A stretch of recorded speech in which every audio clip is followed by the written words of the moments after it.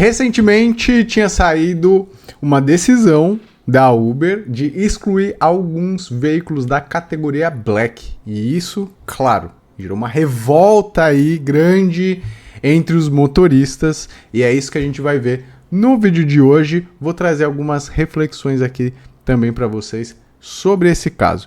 Então, para começar, vou dar play aqui num vídeo de um motorista que tá revoltado pra caramba. Ele acabou de comprar o carro e tiraram da lista do Black. Vamos ver aqui, ó.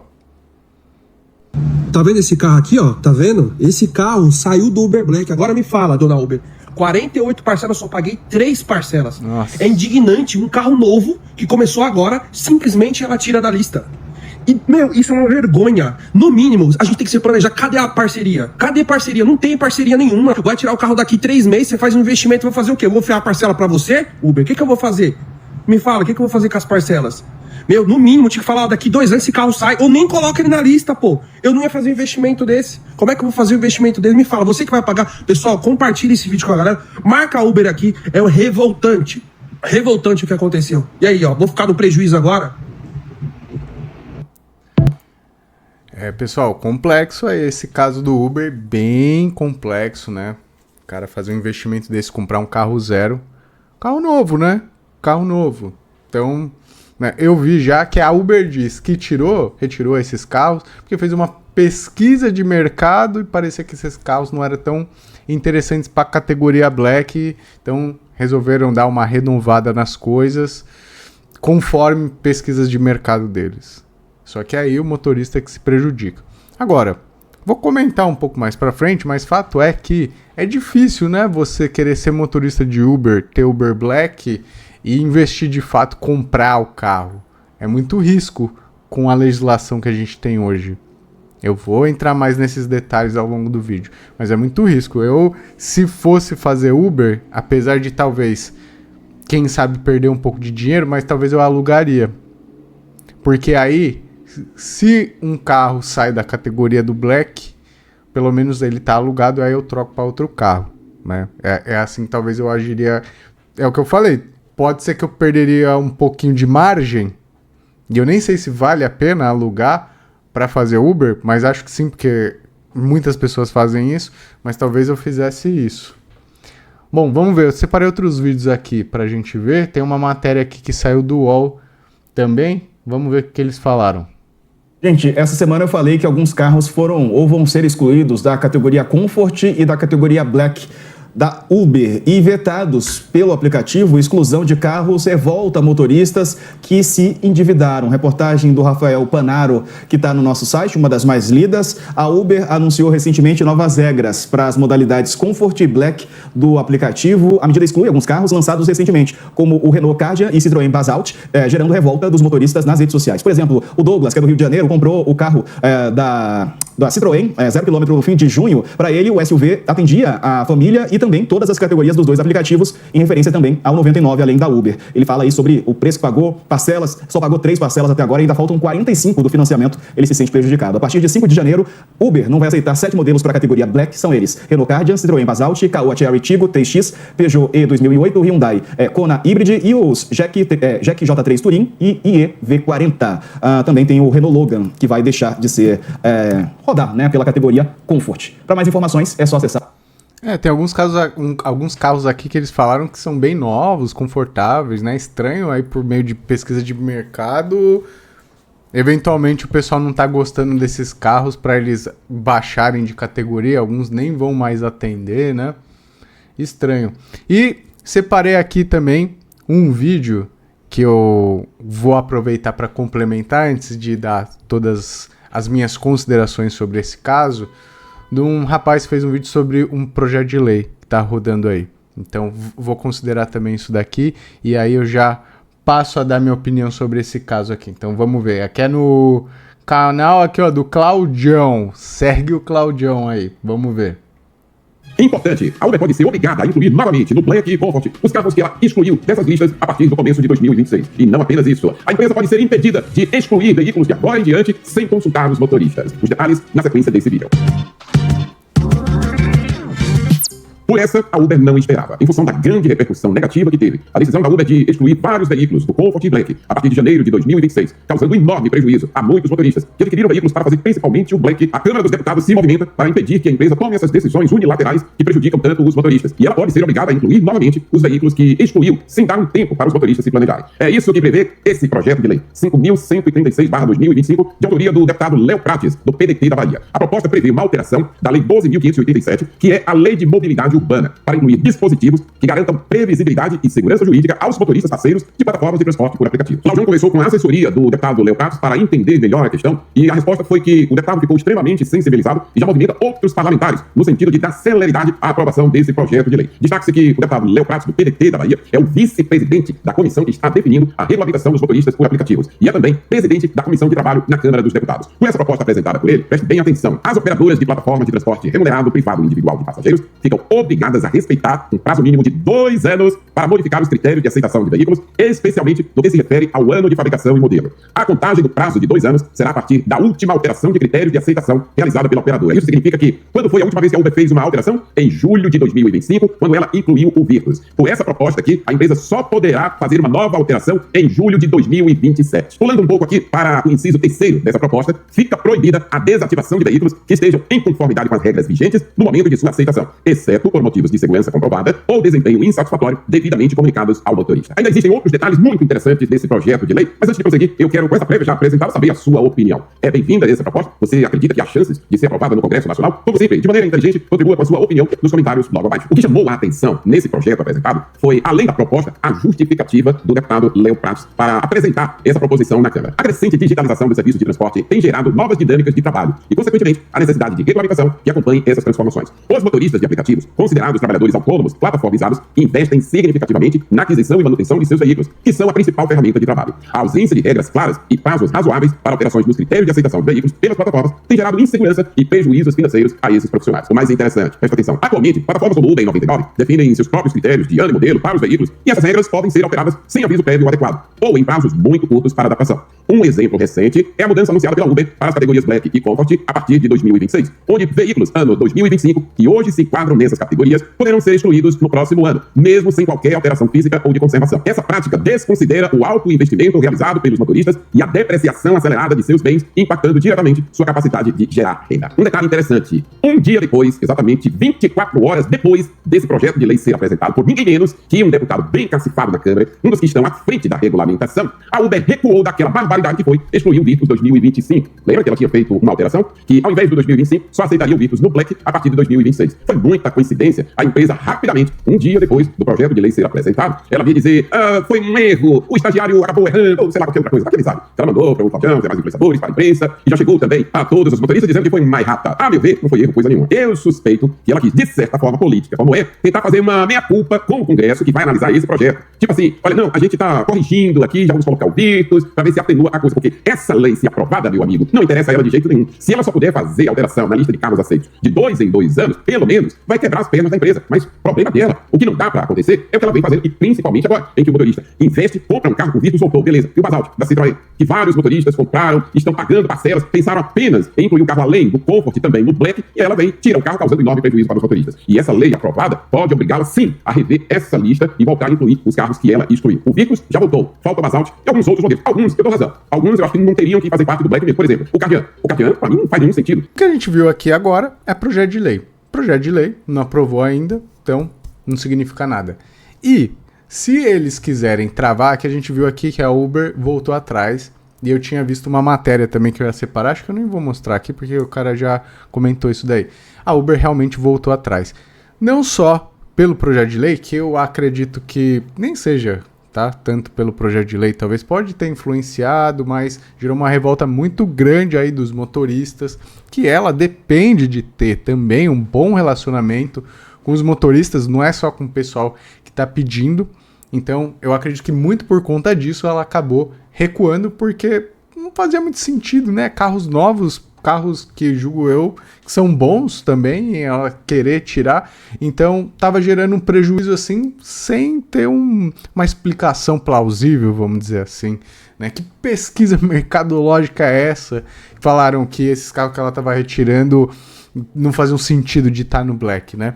Mas enfim, como eu estava falando, projeto de lei. Até aprovar, não tá valendo nada. É só tipo, vamos ver a hora que aprovar. Por quê? O que acontece? A legislação precisa respeitar o que a gente chama de ato jurídico perfeito. Ou seja, se você assina um contrato, nesse caso daí, os termos de uso, o termo de contrato lá da plataforma entre a Uber e os motoristas, se sai esse termo, por exemplo, antes da lei, porque a atualização estava prevista para 2026. Se a lei não sai antes para regular isso daí, consequentemente ia ter que respeitar primeiro esse termo de atualização da Uber. E a lei ia passar a vigorar para próximos atos. Então teriam que dar aí uma acelerada para aprovar isso daí e conseguir valer antes que tenha essa atualização da Uber. Então seria meio que uma corrida contra o tempo. Parece que agora essa corrida contra o tempo não vai ser necessária, porque a Uber voltou atrás. E vamos ver se lá no Congresso o pessoal vai dar andamento nisso ou agora vai deixar um pouco meio que no esquecimento. Mas seria bom, sim. Seria bom ter uma legislação para regular esse tipo de situação, porque como eu vou falar agora aqui para vocês, é muito nebuloso pro motorista esse tipo de situação. Porque a gente está falando aí de uma relação, não é relação de consumo. Então a gente não aplica Código de Defesa do Consumidor nesses casos. E a gente sabe, Código de Defesa do Consumidor é uma legislação que é muito benéfica pro consumidor. Se a gente fosse usar Código de Defesa do Consumidor aqui, a Uber nunca poderia fazer o que ela está fazendo dessa troca repentina unilateral. Agora, quando a gente está tratando de uma relação civil, de uma relação comercial que não é de consumo, o papo é outro, porque são outras legislações que vão reger essa contratação. Então, por exemplo, a gente pode se valer do Código Civil para isso. E aí não teria nenhum dispositivo que favoreceria os motoristas nesse caso. Existindo lá nos termos de uso, como acredito eu que exista, a possibilidade da Uber fazer essas alterações, mudar carros de categoria, excluir, incluir outros carros, ela poderia fazer isso sem nenhum problema. Até existiria um dispositivo dentro do Código Civil que a gente poderia usar para discutir isso daí, que vou trazer aqui para vocês, o artigo 473 do Código Civil. Fica tranquilo que eu vou ler aqui, mas vou explicar, tá? Não vou sair falando aí coisa de lei que ninguém vai entender nada. Vocês sabem, aqui eu explico tudo bonitinho. Aqui fala de extinção do contrato. Então você rescindiu o contrato, tá? Pode ter alguns colegas que já vão falar, mas como assim rescisão? Não tem rescisão? Calma, vou defender meu ponto de vista. Você aí, que é da área também, deixa nos comentários qual que é a opinião de vocês, por onde vocês analisariam essa questão, por onde sairiam. Mas fato é que eu acho que vale a pena comentar esse artigo do Código Civil, né? Como eu falei, Código de Defesa do Consumidor não é aplicável aqui, ó. A resilição unilateral, nos casos em que a lei expressa ou implicitamente o permita, opera mediante denúncia notificada a outra parte. Então, aqui está falando, basicamente, que quando você quer rescindir o contrato, quero encerrar o contrato, nos casos onde a lei permita que você faça essa rescisão pela sua própria vontade, porque senão você faz um distrato. O distrato é quando as duas pessoas querem. Quando uma pessoa quer, aqui a gente chama de resilição. Então, quando só uma pessoa quer fazer a rescisão do contrato, se a lei permitir, você vai ter que, antes de encerrar o contrato, notificar a outra parte, certo? É isso que fala, isso que eu acabei de ler. Aí entra o parágrafo único. Se, porém, dada a natureza do contrato, uma das partes houver feito investimento consideráveis para sua execução, a denúncia unilateral, ou seja, eu querer rescindir esse contrato, só eu quero rescindir esse contrato, só produzirá efeito depois de transcorrido prazo compatível com a natureza e o vulto dos investimentos. Ou seja, aqui está falando que se você fez investimentos consideráveis pelo contrato que você assinou, não pode simplesmente chegar e rescindir. O bonitão chegar e falar, não quero mais. Não pode. vai ter que esperar um certo prazo para que você não tenha prejuízo em razão dos investimentos que você fez para executar esse contrato. E é bem mais ou menos o caso que a gente está vendo aqui, de pessoas que compraram carro zero para poder atuar dentro do Uber Black. Você poderia usar esse artigo de lei como uma justificativa legal e entrar com processo contra a Uber. Falar, ó, eles excluíram o meu carro da categoria Black e por conta disso eu fiz um baita investimento. Cara, eles não podem rescindir simplesmente assim o contrato com base nesse artigo de lei e ver se ia colar. Porque se a gente for no literal, não houve rescisão do contrato com a Uber. O que houve foi simplesmente uma mudança de categoria de um carro que estava no Uber Black e passa para outra categoria, o Comfort, sei lá. Mas você pode discutir que dentro desse contrato com a Uber de parceria, houve sim, na realidade, uma rescisão. Você pode interpretar dessa forma. Olha, não houve rescisão completa do contrato, não estão me tirando da Uber, mas estão rescindindo o meu contrato com relação à categoria Black e estão me mandando para uma outra modelagem de contrato, onde a remuneração é outra e tal. Eu acho plenamente justificável esse argumento, dá para defender isso daí. Se ia colar ou não ia colar, não dá para saber. Fato é que, muito provavelmente, nos termos de uso lá da Uber, existe essa informação de que ela pode fazer alteração. E esse artigo que eu acabei de mostrar para vocês, normalmente a gente se utiliza dele em casos onde não existe essa previsibilidade de que a empresa pode ser imprevisível, né? Porque você colocar isso nos termos de uso, igual a Uber provavelmente tem, é você dar previsibilidade para o imprevisível. Então você está contratando com a Uber, você sabe que em algum momento ela pode mudar aqueles termos de uso. Então não é como se você não soubesse que isso pode acontecer. Que nesse caso do artigo de lei que eu li para vocês, ele é mais para o caso onde você contrata com uma outra pessoa, faz o investimento e você não espera que vai existir a rescisão do contrato por parte da outra pessoa. Não é esperado isso. Já no Uber, meio que você tem aquele medinho. Então, seria uma justificativa por parte da Uber para falar, não, o motorista, ele sabe que eu posso mudar. Ele está assumindo esse risco também, é um risco do negócio para ele.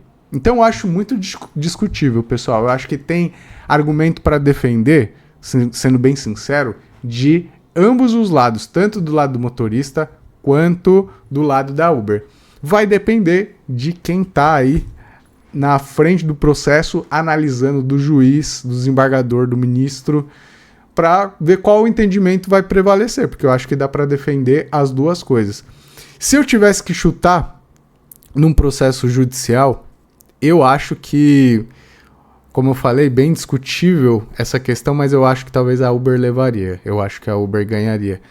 Agora, como eu falei, esse projeto de lei que eles querem fazer, puxa, muito legal, muito bom, necessário para dar previsibilidade aí realmente para o motorista não ter que fazer um baita investimento e ter um prejuízo enorme, porque o carro que ele esperava faturar no Black depois foi para uma categoria que às vezes até nem compensa para ele, né, ter feito o investimento de comprar o carro. Mas eu quero saber qual que é a sua opinião sobre isso aí. Deixa aqui nos comentários que eu quero saber. Se você ficou até aqui no vídeo e gostou desse vídeo, já deixa aquele like no vídeo. Se está gostando dos vídeos aqui do canal, se inscreve no canal e a gente se vê no próximo vídeo.